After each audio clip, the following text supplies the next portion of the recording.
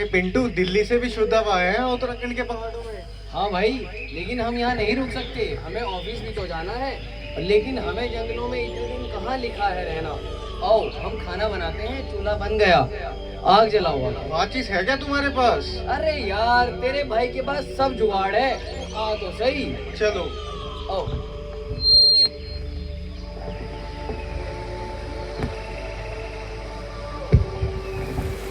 खाना तो काफी स्वादिष्ट बना है, पर अभी साग को कैसे बुझाएं? अरे क्या होगा आग बुझाकर, चलने दो ऐसे ही, छोड़ो। चलो यार, वैसे भी लेट हो रहे हैं।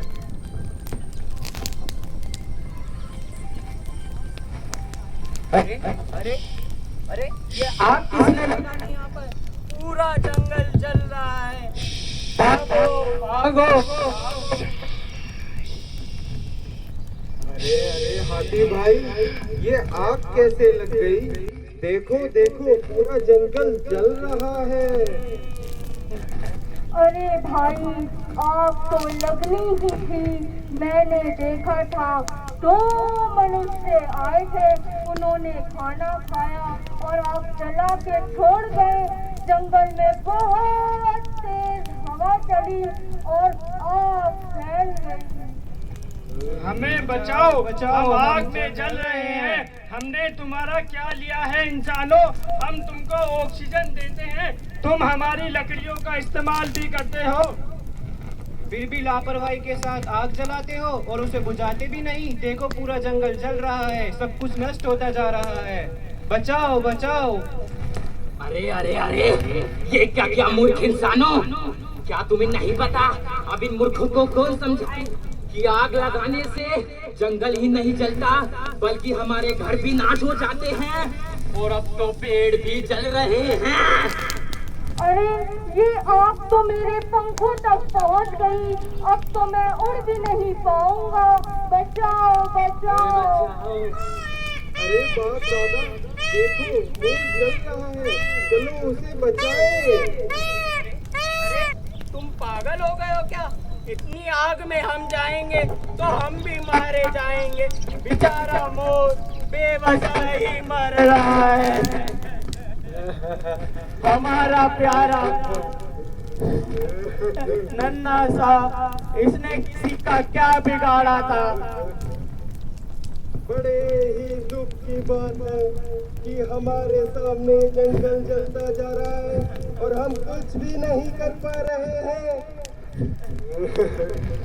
अरे भाइयों, देखो मोर भी मर गया और मुझे लगता है अगर हम यहाँ खड़े रहे तो हम भी मर जाएंगे। अरे चलो भागो भागो भागो, जल्दी भागो यहाँ से। तो देखा आप सभी ने कैसे दो लोग जंगल में आए और उन्होंने अपने मनोरंजन के लिए जंगल में आग जलाई और कैसे जंगल ने आग पकड़ ली। इसका अर्थ ये है कि ये आग हमेशा से प्रकृति से कम बल्कि मनुष्य के द्वारा अक्सर लगाई जाती है। अक्सर हम भी क्या करते हैं, कभी जंगल में गए, बीड़ी पी, जलती बीड़ी वहीं फेंक दी, हमने बीड़ी को बुझाया तक नहीं, और अक्सर गर्मियों में वही हल्की सी अधबुझी बीड़ी आग का रूप ले लेती है और सैकड़ों हेक्टेयर जंगल यूं ही बर्बाद हो जाते हैं और ऐसे कई पेड़ यूं ही मर जाते हैं और मोर जैसे कई जानवरों की मृत्यु हो जाती है। तो मेरी आप लोगों से अपील है कि जब भी आपके आसपास कोई भी पर्यटक आप देखें कि जंगलों की ओर जा रहे हैं तो आप उन्हें जरूर बताएं कि अगर तुम खाना बना रहे हो और आग जलाओगे, पहले तो आग जलाने के लिए आपको उसको मना करना है, लेकिन फिर भी अगर वो नहीं मानते तो आपको उनको ये समझाना है कि आग जलाने के बाद उस पर पानी जरूर डालें, आग को जरूर बुझाएं, ताकि हल्की सी भी चिंगारी इतने महत्वपूर्ण जंगल को नष्ट होने से रोक सके, वरना हल्की सी चिंगारी जंगल को तबाह करने के लिए बहुत तेज होती है। आप जानते ही हैं, ये जंगल केवल पेड़ों का गुच्छा नहीं है, बल्कि यहाँ पर कई प्रकार की पौधे और औषधियां होती हैं। वही औषधियां आज भी हमारी दवाइयों में काम आती हैं। और तो और जितने भी यहाँ पे जानवर हैं, शेर, हाथी, भालू, बाघ, तोता, ये सब उन पौधों को, पेड़ को खाते भी हैं। अगर जंगल नष्ट होगा तो इनका खाना नष्ट होगा और फिर ये आबादी वाले क्षेत्रों में आएंगे। इसलिए आज हम सभी को ये संकल्प लेना है कि हम अपने आसपास कहीं भी ना तो जंगल में आग लगने का कारण बनेंगे, ना किसी को बंद नहीं देंगे।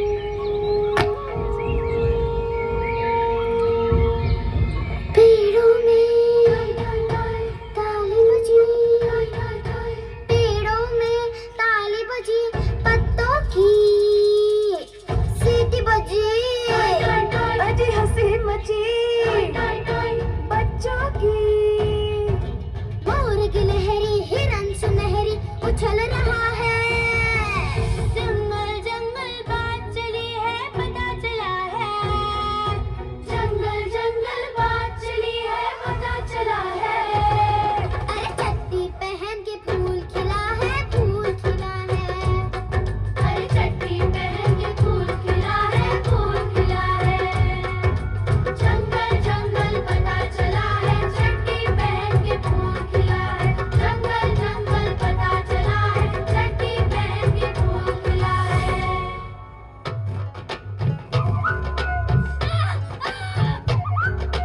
मेंढक मेंढक कौआ कोया, कोया कौआ, मेंढक मेंढक सब सुनते हैं कान लगाकर, शेर खान जब बोले अपनी पूंछ उठाकर, कालू कालू बघेरा लेकिन दूर खड़ा है, अरे चट्टी पहन के फूल खिला है, फूल खिला है, अरे चट्टी पहन के फूल खिला है, फूल खिला है, जंगल जंगल पता चला है, चट्टी पहन के फूल खिला है, जंगल जंगल पता चला है, चट्टी पहन के फूल खिला है।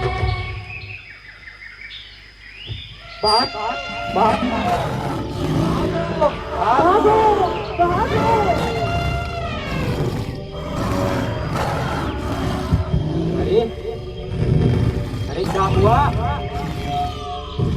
अरे क्यों भाग रहे हो?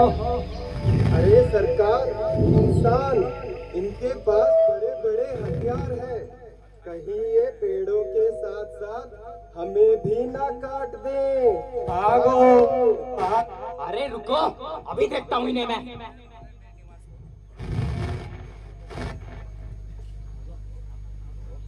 अरे अरे इन्होंने तो यहाँ पर हमला कर दिया है। अरे अब तो भागना ही होगा। चलो भागो, चलो भागो, चलो भागो। चलो पिंटू, अब इन पेड़ों को काट कर पैसे कमाए जाएंगे। हाँ भाई, इनको काट कर बड़ी बड़ी इमारतें बनाएंगे, खूब सारा पैसा कमाएंगे। काटो। चलो काटो। रुको रुको जरा, एक फोन आ रहा। हाँ सर, आधा जंगल तो हमने खत्म कर दिया है, बट कुछ पेड़ बाकी हैं, बड़ी मशीनें लगेंगी। रुक जाओ, मशीनें आने दो। मशीनें आ गई हैं, चलो काटो। नहीं नहीं। अरे अरे अरे, इन्होंने तो सारा जंगल साफ कर दिया, अब हम कहाँ रहेंगे? हमारा घर इन मनुष्यों ने तबाह कर दिया, अब हम कहाँ जाएंगे? कहाँ जाएंगे? इंसानों, बड़ी बड़ी इमारतें बनाने के चक्कर में यह इंसान हमारे इस घर जंगल को नष्ट कर देते हैं। हम जानवर जिनका यह घर है, आखिर जाए तो जाए कहाँ? जाए कहाँ? अरे इन मूर्खों को समझ नहीं आता कि जंगलों को जलाना यानी कि हमारे घरों को जलाना है। अब हम जाएं तो जाए कहाँ? ऐसा क्यों करते हो? क्यों करते हो? क्यों करते हो?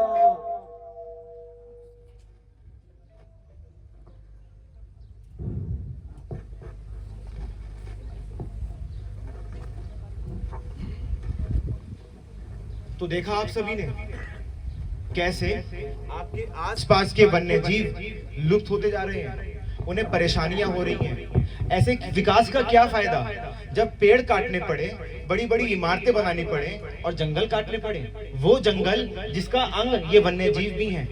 हम सभी ने अपने आसपास प्रकृति का इतना नाश कर दिया है कि आज केदारनाथ जैसी आपदा दोबारा आने की वैज्ञानिक संकेत दे रहे हैं।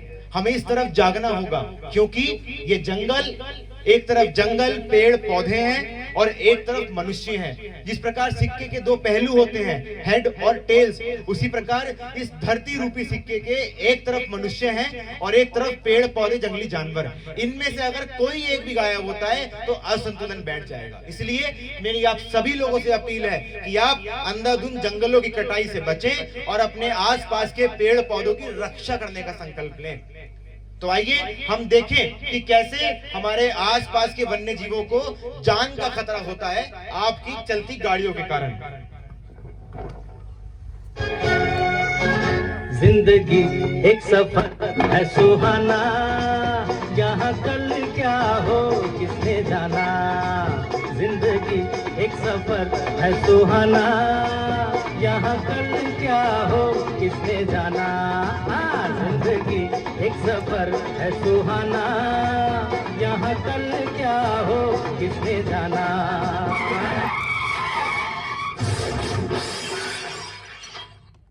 हमारे प्यारे भैया, हमारे प्यारे भैया।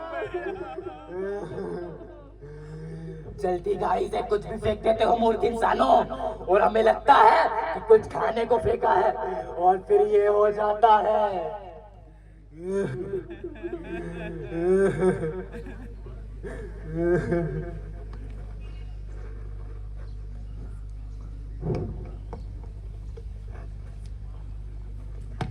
देखिए, अक्सर यही होता है जब भी हम अपने आसपास कहीं भी जंगल वाले क्षेत्र से गुजरते हैं ना, हमने कुछ भी अंदर खाया, हमने केला खाया, हमने बोतल से पानी पिया, यही वो बोतल है जिसको हम यूं ही फेंक देते हैं। अरे जंगल ही तो है, फेंको यार, कूड़ा है। लेकिन आपको नहीं पता अंदर से प्यारे से जंगली जीव देख रहे होते हैं कौन गुजर रहा है, क्या कर रहा है, और उन्हें लगता है कि आपने कुछ खाने के लिए फेंका है। और जैसे भालू आगे आया, ऐसे ही जैसे ही कोई जानवर जंगल से बाहर निकलकर रोड पे आता है, पीछे से तेज रफ्तार में आती हुई गाड़ियों से टक्कर लगने से उनकी मृत्यु हो जाती है। मुझे लगता है अधिकतर यहाँ वन कर्मचारी बैठे हैं, आप मेरी इस बात से एग्री करेंगे, क्योंकि अक्सर ऐसा होता है कि तेज गाड़ी की रफ्तार से भी हमारे भारत में बड़ी संख्या में वन्य जीवों की मृत्यु हो रही है। तो हमें आज ये संकल्प लेना होगा, और बीइंग इस आसपास के जितने भी लोग यहाँ मौजूद हैं, मेरा आप सभी लोगों से भी अपील है कि अगर आपके आसपास होम स्टेज हैं, वहाँ टूरिस्ट आते हैं, तो एक प्यारी सी पर्सनल अपील आप उनसे कर सकते हैं कि भैया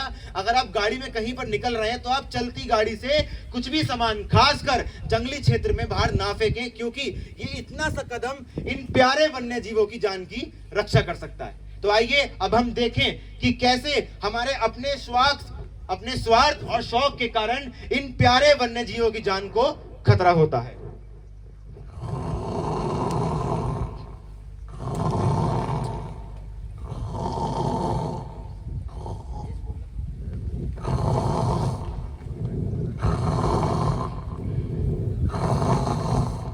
अरे बचाओ, बचाओ मुझे। कोई नहीं बचाएगा। अब हम इसको काटेंगे और इसके खाल से बहुत सारे पैसे कमाएंगे, नई नई चीजें बनाएंगे। ए इंसानों, मैंने तुम्हारा क्या बिगाड़ा है? छोड़ दो मुझे। कोई नहीं बचाएगा। चलो लेके चलो। बचाओ, बचाओ मुझे, बचाओ। जी हाँ, यही तो होता है। हमारे जूते वुडलैंड के हैं, हमारी घड़ियों के पट्टे भी तो चमड़े के ही हैं। देखिए, ठीक है पहले भी होते थे, लेकिन अब क्या है ना, हमने अपनी नेसेसिटी बना ली है उस चीज को। हमने इतनी डिमांड कर दी कि नहीं जूते तो पहनेंगे वुडलैंड के, लेकिन आपको नहीं पता है वुडलैंड के जूतों में यूज होने वाला चमड़ा कैमल यानी आवाज नहीं आ रही है, ऊंट, कैमल यानी ऊंट, ऊंट को मारकर उसकी खाल को जबरदस्ती नोचकर उससे हमारे जूते बनाए जा रहे हैं। चाहिए आपको ऐसे जूते? क्या करेंगे ऐसे जूतों का हम, जिसमें किसी जानवर की लुप्त हो रही हो जान?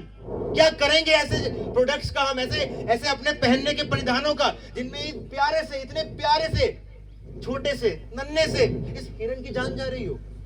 क्या करेंगे हम ऐसे परिधानों का जिसमें इन प्यारे से भालू के नखून नोचे जाएं, उखाड़े जाएं? हमें आज आगे आना होगा। हमें इस कालागढ़ टाइगर रिजर्व से ये संकल्प लेना होगा कि हम एक परस्पर संतुलन बनाए रखेंगे। हमें यह संकल्प लेना होगा कि ये वन्य जीवों को हम, ये भले ही हमारे जैसे नहीं है, लेकिन इस प्रकृति का अभिन्न अंग हमेशा से रहे हैं। मैं बहुत समय आप लोग का नहीं लूंगा, हमारा ये जो नुक्कड़ नाटक के अंतिम चरण में अपने, लेकिन एक बात जरूर कहूंगा, जो भी सनातनी भाई बहन यहाँ बैठे हैं, आपने अगर शिव परिवार देखा हो तो शिव परिवार में भगवान शिव गले में क्या पहनते हैं? सांप। भगवान शिव के बेटे गणेश का वाहन क्या है? मूषक। भगवान शिव के बेटे कार्तिकेय का वाहन क्या है? मोर। बोलिए ना। भगवान शिव का वाहन क्या है? नंदी। और माता पार्वती का वाहन क्या है? शेर। अगर जिन्होंने फूड चेन पढ़ी हो, आप लोग जानते हैं कि ये आपस में एक दूसरे के दुश्मन हैं, लेकिन भगवान शिव का परिवार हमें ये सिखाता है कि कैसे आपस में दुश्मन होते हुए भी हमें संतुलन बनाए रखना है। अगर अपने आप को आप महाशिवरात्रि का व्रत रखते हैं, नवरात्रि के पावन दिन चल रहे हैं, अगर सच में सत्य सनातनी मानते हैं, तो भगवान की इन शिक्षाओं से सीख लीजिए ना। क्यों नहीं जान पा रहे हम? तो आइए हम सभी आज आगे आए और खुद तो प्रेम से जिए, लेकिन इन जानवरों को भी प्रेम से जीने दें।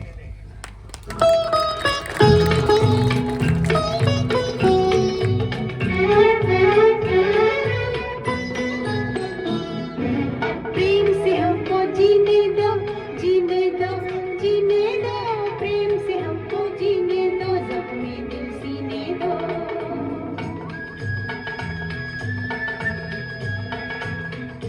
प्रेम से हमको जीने दो, जीने दो, जीने दो, प्रेम से हमको जीने दो, जख्मी दिल सीने दो।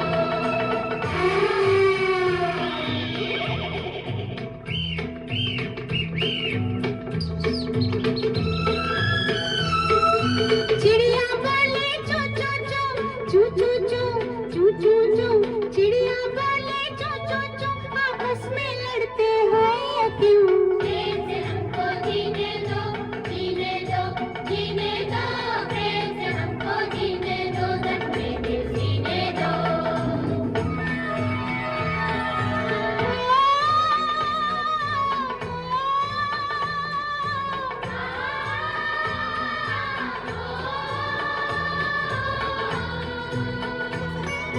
बोले नहीं सुहानी भोर, बंद करो नफरत का शोर, चैन वही है जीवन में जहाँ प्रेम हो बिखरा चारों ओर। प्रेम से हमको जीने दो, जीने दो, जीने दो, प्रेम से हमको जीने दो, जख्मी दिल सीने